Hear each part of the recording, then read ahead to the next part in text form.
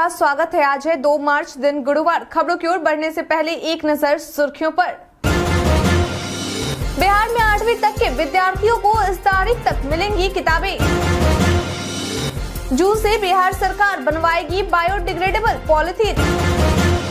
शिक्षकों को लेकर शिक्षा विभाग ने फिर जारी किया निर्देश। शहीद के पिता की गिरफ्तारी पर डीजीपी आरएस भट्टी और सीएम नीतीश का बड़ा बयान। इंदौर टेस्ट का पहला दिन रहा ऑस्ट्रेलिया के नाम, 47 रनों की बनाई बढ़त। अब चलिए बढ़ते हैं बिहार के अब तक की 25 बड़ी खबरों की ओर विस्तार से। OSSSC ने 5396 रिक्तियों के लिए भर्ती अधिसूचना जारी किया।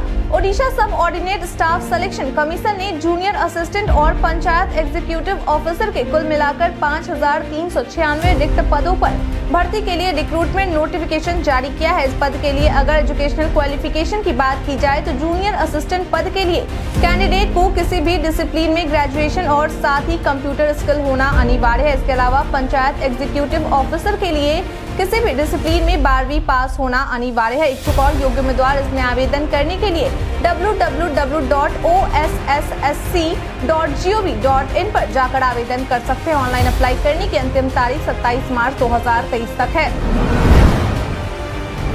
बिहार में 8वीं तक के विद्यार्थियों को इस तारीख तक मिलेंगी किताबें। बिहार सरकार के द्वारा शिक्षा का अधिकार कानून के तहत राज्य के सरकारी स्कूलों में कक्षा 1 से 8 तक में पढ़ रहे बच्चों को 17 अप्रैल तक किताबें उपलब्ध करवा दी जाएगी। बता दें कि इसके लिए किताबों की पहली खेप बिहार सरकार के द्वारा राज्य के कुछ जिलों में भेजी जा चुकी है, जिनमें मधेपुरा और बक्सर सहित कुल 11 जिले शामिल है। वहीं जिन जिलों में अभी कक्षा 4, कक्षा 2, कक्षा 3 और कक्षा 5 की किताबें भेजनी शुरू की गई है, उनमें रोहतास, शिवहर, बक्सर, गोपालगंज, जहानाबाद, सहरसा, अरवल, मधेपुरा, बांका, लखीसराय और सिवान जिले के नाम शामिल है। इस बात की जानकारी शिक्षा विभाग के अपर मुख्य सचिव दीपक कुमार सिंह के द्वारा दी गई है। बता दें कि इससे पहले राज्य सरकार के द्वारा बच्चों को किताबों के लिए पैसे दिए जाते थे, लेकिन बच्चे किताबें खरीदने के बजाय राशि का उपयोग दूसरे स्थान पर कर देते थे, जिस वजह से सरकार के द्वारा यह कदम उठाया गया है। बिहारी पहचान में आज हम बात करेंगे अनुरंजन झा के बारे में। अनुरंजन झा एक भारतीय पत्रकार है। वह एक online current affairs website media सरकार के संस्थापक और CEO है, जिसने 2013 में आम आदमी पार्टी पर विवादास्पद स्टिंग ऑपरेशन किया। इससे पहले झा ने भारत का पहला वैवाहिक टेलीविजन चैनल शगुन टीवी लॉन्च किया था। शगुन टीवी लॉन्च करने से पहले झा ने इंडिया टीवी, कोबरा पोस्ट, जी न्यूज, आज तक, BAG फिल्म्स, इंडिया न्यूज और जनसत्ता के साथ काम किया है और एक समाचार चैनल CNEB के COO थे। 2019 तक वह मौर्य न्यूज पर गणित नाम का सामाजिक राजनीतिक शो कर रहे थे। वह आम आदमी पार्टी और अरविंद केजरीवाल के बारे में एक किताब रामलीला मैदान के लेखक है। 2016 में झा ने ग्रामीण बिहार में स्वास्थ्य और शिक्षा के क्षेत्र में काम करने के लिए भोर ट्रस्ट नामक एक धर्मार्थ ट्रस्ट की स्थापना की। ट्रस्ट अचीवार अवार्ड भी देता है और साहित्यिक उत्सव आयोजित करता है। उन्हें 2011 में मेरी दिल्ली अवार्ड से भी सम्मानित किया जा चुका है। शहीद के पिता की गिरफ्तारी पर डीजीपी आरएस भट्टी और सीएम नीतीश का बड़ा बयान। गलवान के शहीद के पिता को जेल भेजने के मामले को लेकर एक तरफ जहां बिहार के मुख्यमंत्री नीतीश कुमार के द्वारा बीते दिन सदन में कहा गया कि उनका इस मामले को लेकर रक्षा मंत्री राजनाथ सिंह से बातचीत हुई है, इस पर सरकार की ओर से एक्शन लिया जाएगा और जल्द से जल्द दोषियों पर कार्रवाई की जाएगी। वहीं दूसरी ओर बिहार के डीजीपी आरएस भट्टी के द्वारा इस मामले को गंभीरता से लेते हुए कहा गया है कि इस मामले की जांच की जाएगी और इसके लिए एक स्पेशल टीम का गठन किया जाएगा जो इस मामले की जांच करेगी। उन्होंने कहा कि अगर इस मामले में कोई पुलिसकर्मी या पदाधिकारी दोषी पाया जाता है तो उसके खिलाफ आवश्यक कार्रवाई की जाएगी। आपकी जानकारी के लिए बता दें कि शहीद के पिता को इस आरोप में गिरफ्तार किया गया है कि उन्होंने जिस जगह पर शहीद जय किशोर सिंह की प्रतिमा लगाई है उसके पीछे निजी व्यक्ति की जमीन है। वहीं इसके अलावा यह भी कहा जा रहा है कि जहां प्रतिमा लगाई गई है वह बिहार सरकार की जमीन है। मालूम हो कि इस बात की शिकायत पड़ोस में रहने वाली के द्वारा ही विरोध किया गया था, जिसके बाद शहीद के पिता के खिलाफ SC/ST के तहत प्राथमिकी दर्ज कर गिरफ्तारी की गई। इसके अलावा पुलिस पर यह भी आरोप लगाए जा रहे हैं कि पुलिस ने शहीद के पिता की खूब पिटाई भी की है। जून से बिहार सरकार बनवाएगी बायोडिग्रेडेबल पॉलिथीन। बिहार में सिंगल यूज प्लास्टिक पर बैन लगवाने के बाद बिहार सरकार के द्वारा जून महीने से CIPET से हरी झंडी मिलने के बाद से बायोडिग्रेडेबल पॉलिथीन बनवाने की शुरुआत की जा रही है। बता दें कि यह शुरुआत बिहार सरकार के द्वारा central institute petrochemicals engineering and technology की पहल पर की जा रही है। इसके तहत बायोडिग्रेडेबल पॉलिथीन का निर्माण कार्य सबसे पहले बिहार के 3 जिलों में स्थित फैक्ट्रियों में किया जाएगा, जिनमें सिवान, अरवल और बेगूसराय जिला शामिल है। बिहार में बायोप्लास्टिक एसोसिएशन के चेयरमैन संजीव श्रीवास्तव के द्वारा दी गई जानकारी के अनुसार बायोडिग्रेडेबल कटलरी के निर्माण को लेकर अप्रैल में MSME के सहयोग से प्रशिक्षण शिविर लगाया जाएगा। मालूम हो कि बायोडिग्रेडेबल पॉलिथीन और कटलरी के निर्माण को लेकर 27 और फैक्ट्रियों के संचालन की मंजूरी दी जा चुकी है। बता दें कि तैयार होने वाले ये सभी बायोडिग्रेडेबल पॉलिथीन प्रोडक्ट सस्ते और इको फ्रेंडली होंगे। होली पर बिहार से चलेंगी 2 और स्पेशल ट्रेनें। होली में अब कुछ ही दिन शेष रह गए हैं और ऐसे में सभी लोग अपने अपने घर की ओर निकलने के लिए तैयारियों में जुट गए हैं। बता दें कि यात्रियों को किसी प्रकार की परेशानी न हो, इसको देखते हुए रेलवे की ओर से बिहार से 2 और जोड़ी होली स्पेशल ट्रेनों का परिचालन का फैसला लिया गया है। बता दें कि जिन 2 ट्रेनों का परिचालन किया जाएगा उनमें पहला Dibrugarh Gorakhpur new Jalpaiguri Gorakhpur Dibrugarh Holi special train 2 से 14 मार्च तक चलाई जाएगी, जो हाजीपुर, मुजफ्फरपुर, बरौनी और कटिहार के रास्ते गुजरेगी। वहीं दूसरा train Patna doctor Ambedkar Nagar superfast special train है, जिसका परिचालन 3, 10 और 17 मार्च को डॉक्टर अंबेडकर नगर से खुलकर पटना पहुंचेगी और 4, 11 और 18 मार्च को पटना से खुलकर डॉक्टर अंबेडकर नगर पहुंचेगी। आपकी जानकारी के लिए बता दें कि रेलवे की ओर से होली को देखते हुए अब तक बिहार से कुल 29 जोड़ी स्पेशल ट्रेनों के परिचालन का निर्णय लिया गया है। 50 लाख की अंग्रेजी लीकर हुई जब होली आने वाली है और ऐसे में शराब तस्कर काफी सक्रिय हो गए हैं। बता दें कि बीते दिन बुधवार को गोह पुलिस के द्वारा गुप्त सूचना के आधार पर बिहार के औरंगाबाद में थाना क्षेत्र के नियामतपुर गांव में एक बंद गोदाम से करीब 50 लाख की अंग्रेजी शराब जब्त की गई है। वहीं इस मामले को लेकर थाना प्रभारी कमलेश पासवान का कहना है कि छापेमारी होली को लेकर की जा रही है। उन्होंने कहा कि बिहार में शराबबंदी है, लेकिन इसके बावजूद भी शराब माफियाओं के द्वारा धड़ल्ले से कारोबार किया जा रहा है। वहीं लोग भी मानने को तैयार नहीं है। इन सभी चीजों को देखते हुए पुलिस प्रशासन अपनी तरफ से पूरी तरह सख्त है। उन्होंने कहा कि वैसे किसी भी लोगों को नहीं बख्शा जाएगा जो काला बाजारी कर रहे हैं। वहीं जिला प्रशासन जिले में शांति बनाए रखने के लिए पूरी तरह से अलर्ट मोड में है। बिहारी पर्यटन में आज हम बात करेंगे दाऊद का किला के बारे में। दाऊद का किला औरंगाबाद का एक प्रमुख ऐतिहासिक स्थल है। यह एक प्राचीन किला है। यह किला औरंगाबाद में दाऊद नगर में स्थित है। बता दें कि यह किला सोन नदी के पूर्वी तट पर स्थित है। इसकी स्थापना 17वीं शताब्दी के मुगल सम्राट औरंगजेब के अधीन बिहार के कथित राज्यपाल दाऊद खान के द्वारा की गई थी। मालूम हो कि ऐसी मान्यता है कि विजय प्राप्त कर लौटते समय यहाँ दाऊद खान ने रुककर कुछ दिन आराम किया और इस जगह की स्थापना की। बाद में औरंगजेब ने इस शहर को दाऊद खान को भेंट कर दिया। यहाँ पर दाऊद खान और उनके पोते अहमद खान द्वारा बनाई गई मस्जिद और सराय की झलकियां देखने को मिलती है। आप इस किले को यहाँ पर आकर देख सकते हैं। किले के अंदर लोग घूमते रहते हैं। किले में आपको दीवार, बुर्ज, गेट देखने के लिए मिल जाते हैं। पूर्णिया के मां कामाख्या महोत्सव में आएंगी गायिका अनुराधा पौडवाल। 10 मार्च से बिहार के पूर्णिया जिले में 3 दिवसीय मां कामाख्या महोत्सव का आयोजन किया जा रहा है। बता दें कि इस कार्यक्रम का आयोजन जिले के नगर प्रखंड अंतर्गत मां कामाख्या देवी मंदिर मजरा में किया जा रहा है। वहीं इस कार्यक्रम को लेकर बिहार सरकार के खाद्य एवं उपभोक्ता संरक्षण विभाग की मंत्री लेसी सिंह के द्वारा दी गई जानकारी के अनुसार इस महोत्सव की शुरुआत 10 मार्च को सुबह एक भव्य कलश यात्रा के साथ होगी। इसके साथ इस महोत्सव में प्रत्येक दिन कथावाचन, चंडी पाठ, हनुमान चालीसा और अष्टयाम भी किया जाएगा। इसके अलावा इस बार के महोत्सव में भजन संध्या का भी आयोजन किया जाएगा, जिसमें 10 मार्च को संध्या 7 बजे प्रसिद्ध मैथिली गायिका जूली झा के द्वारा भजन संध्या किया जाएगा। वहीं 11 मार्च को भजन संध्या में देश की सुप्रसिद्ध पार्श्व गायिका अनुराधा पौडवाल भी शिरकत करेंगी। जिसके बाद महोत्सव के अंतिम दिन यानी कि 12 मार्च को बनारस के विद्वान पंडितों द्वारा काशी की तर्ज पर भव्य महाआरती के साथ महोत्सव की समाप्ति की जाएगी।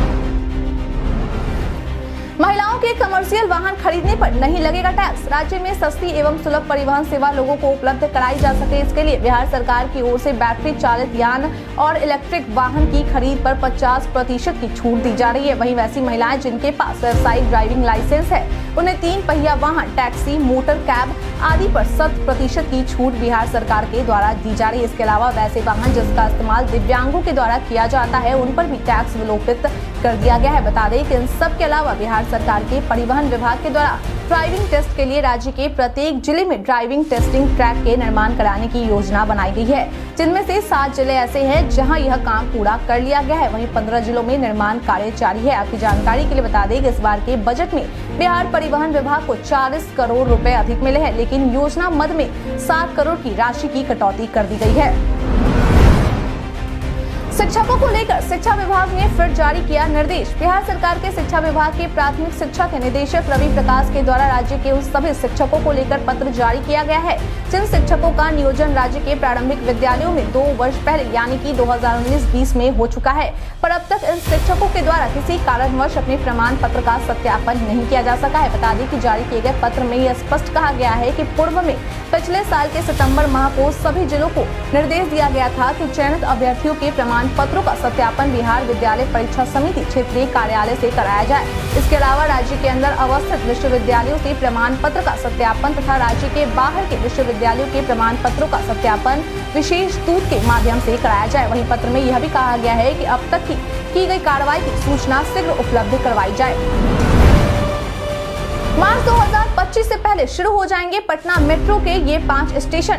बजट पेश होने के बाद बिहार की राजधानी में पटना मेट्रो के कामों में अब और भी रफ्तार बढ़ गई है। ऐसे में ये उम्मीद की जा रही है कि मेट्रो निर्माण के पहले चरण में मार्च 2025 तक पटना मेट्रो के 5 स्टेशन को सबसे पहले शुरू किया जाएगा, जिनमें Pataliputra bus terminal, Bhoothnath, zero mile, Khemni Chak और मलाही पकड़ी स्टेशन के नाम शामिल है। बता दें कि इसकी लंबाई पाटलिपुत्र बस टर्मिनल से मलाही पकड़ी तक लगभग 6 किलोमीटर की रहेगी।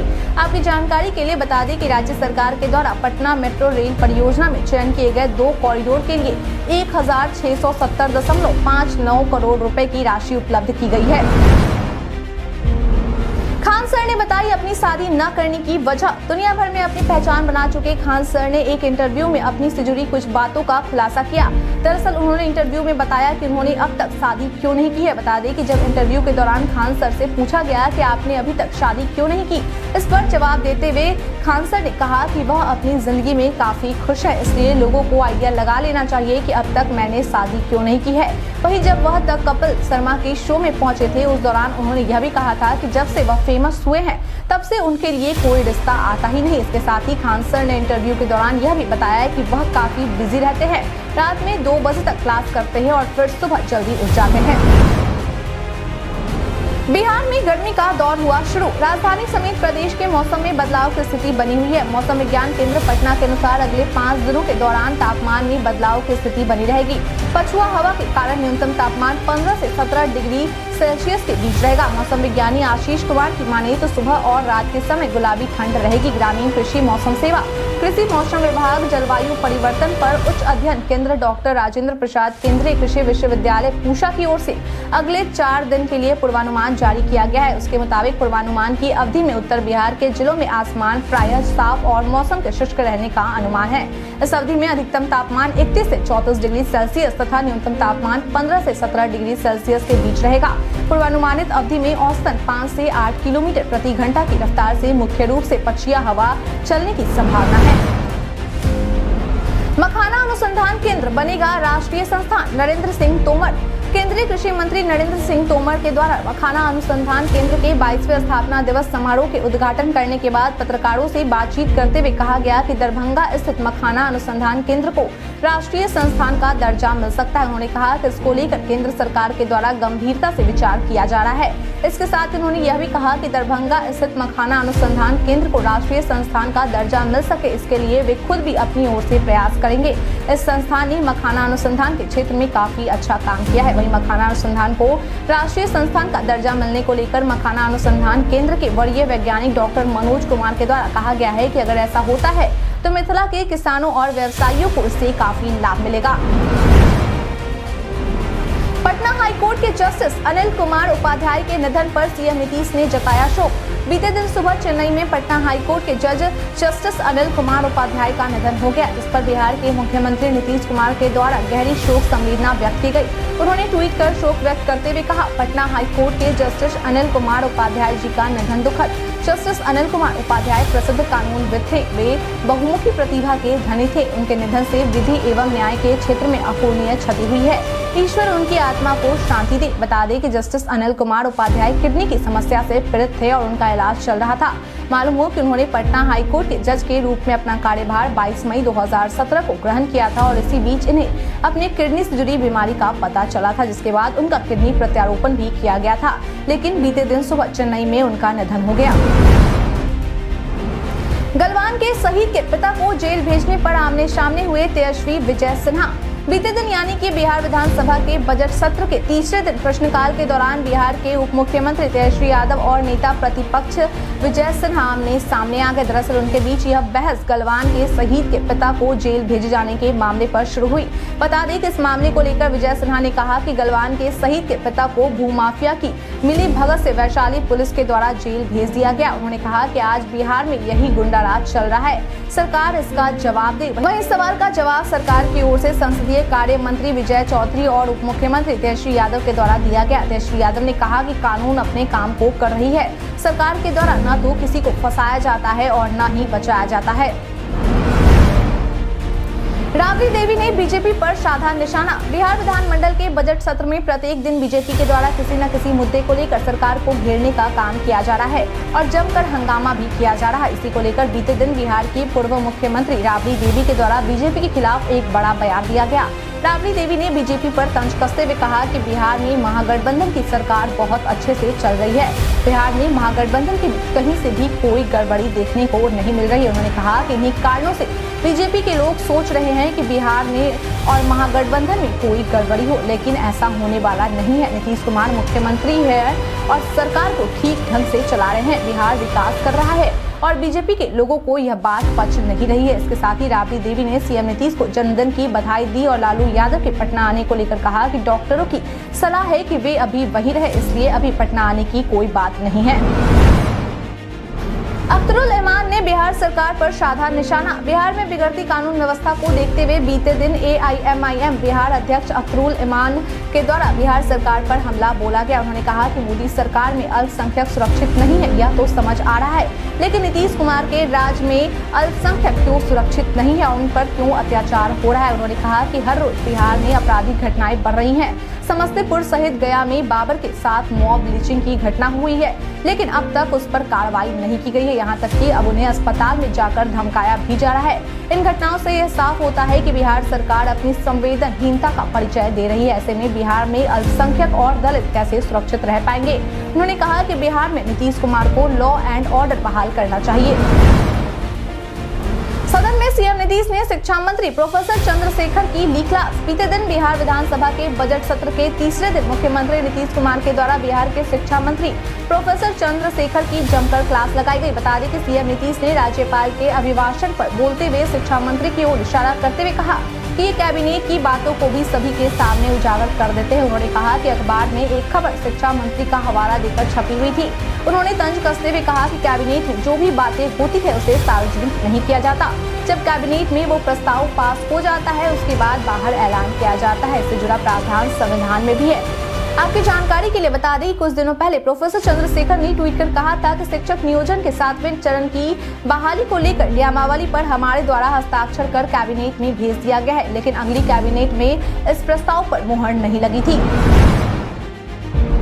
तमिलनाडु के सीएम स्टालिन से मिलने के लिए तेजस्वी पहुंचे चेन्नई। बीते दिन बिहार के उप मुख्यमंत्री तेजस्वी यादव तमिलनाडु के मुख्यमंत्री स्टालिन के जन्मदिन पर उनसे मिलने के लिए चेन्नई पहुंचे, जहां तेजस्वी यादव ने सीएम स्टालिन के जन्मदिन पर आयोजित कार्यक्रम में भी भाग लिया। बता दें कि मिली जानकारी के अनुसार तमिलनाडु की मुख्यमंत्री स्टालिन के द्वारा अपने जन्मदिन समारोह को लेकर तेजस्वी यादव के साथ साथ मुख्यमंत्री नीतीश कुमार को भी आमंत्रित किया गया था, लेकिन बिहार विधानसभा के बजट सत्र को जवाब देने को लेकर नीतीश कुमार कार्यक्रम में शामिल होने के लिए नहीं जा पाए। आपकी जानकारी के लिए बता दें कि बीते दिन मुख्यमंत्री नीतीश कुमार का भी जन्मदिन था, तो वहीं तमिलनाडु के मुख्यमंत्री का भी कल ही जन्मदिन था। ऐसे में दोनों मुख्यमंत्रियों ने एक दूसरे को बधाई दी। मालूम हो कि यह पहला मौका होगा जब स्टालिन के जन्मदिन समारोह में तेजस्वी यादव सहित कई अन्य नेता मौजूद रहे।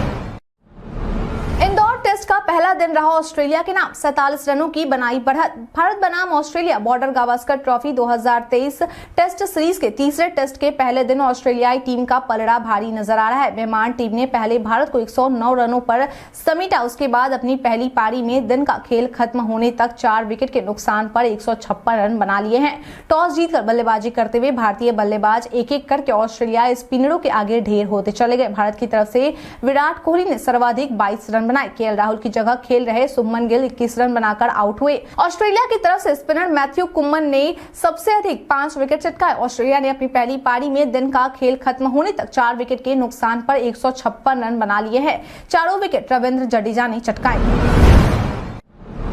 भारत के इतिहास में आज की तारीख है बेहद खास। बिहार की राजधानी पटना में 1982 में महात्मा गांधी सेतु का उद्घाटन हुआ। नई दिल्ली में भारत और अमेरिका के बीच 2006 में ऐतिहासिक परमाणु समझौता संपन्न हुआ। भारत ने 2006 में परमाणु शक्ति के संबंध में अमेरिका के साथ राष्ट्रपति जॉर्ज बुश के दिल्ली आगमन पर समझौता किया। भारतीय तीरंदाज खिलाड़ी जयंत तालुकदार का 1986 में जन्म हुआ। छत्रपति शिवाजी महाराज के छोटे पुत्र राजा राम का सन 1700 में सिंहगढ़ में निधन हुआ। उत्तर प्रदेश के प्रथम राज्यपाल हरकोट बटलर का 1869 में निधन हुआ। भारतीय स्वाधीनता आंदोलन में अग्रणी भूमिका निभाने वाली तथा भारत कोकिला के नाम से मशहूर सरोजनी नायडू का 1949 में निधन हुआ। बालघर में आज हम बात करेंगे राशन कार्ड धारकों के बारे में। सोशल मीडिया पर कई सूचनाएं वायरल होती है, लेकिन सभी सच हो ये जरूरी नहीं है। इसी कड़ी में आज हम बात करेंगे राशन कार्ड धारकों के बारे में। दरअसल पीआईबी ने एक ट्वीट में लिखा है कि टेक्निकल ब्लॉग नामक यूट्यूब चैनल के एक वीडियो में दावा किया जा रहा है कि 1 मार्च 2023 से राशन कार्ड धारकों को गेहूं मिलना बंद हो जाएगा। पीआईबी ने अपने ट्वीट में आगे लिखा है कि यह वीडियो फर्जी है। भारत सरकार द्वारा ऐसा कोई निर्णय नहीं लिया गया है। आ रहा है व्हाट्सएप कॉल शेड्यूल फीचर, ऐसे करेगा काम। व्हाट्सएप अब अपने कॉलिंग फीचर को और भी बेहतर बनाने में लगा है। बता दें कि अभी व्हाट्सएप इस बार एक शेड्यूल ग्रुप कॉल पर काम कर रही है। फीचर के नाम से ही लग रहा है कि इससे यूजर्स को ग्रुप कॉल को शेड्यूल करने की सुविधा मिलेगी। WA बीटा इन्फो ने अपनी रिपोर्ट में बताया है कि एंड्रॉइड 2.23.4.4 अपडेट के लिए व्हाट्सएप बीटा वर्जन डाउनलोड करने से पता चला है कि कंपनी एक शेड्यूल ग्रुप कॉल नाम के नए फीचर को डेवलप कर रही है। इसकी मदद से यूजर्स कॉल को पहले से ही शेड्यूल कर पाएंगे। ऐसा करने के लिए यूजर्स को सबसे पहले कॉल आइकन पर क्लिक करना होगा। उसके बाद कॉल ग्रुप और शेड्यूल कॉल का ऑप्शन दिखाई देगा, जिनमें से यूजर्स को शेड्यूल कॉल ऑप्शन पर क्लिक करना होगा। जिसके बाद यूजर्स को एक कैलेंडर शो होगा, जहां यूजर्स को दिन सेलेक्ट करना होगा और फिर नीचे आ रहे क्रिएट ऑप्शन पर क्लिक करना होगा। बता दें कि यह फीचर वॉइस और वीडियो दोनों कॉल पर मौजूद होगी।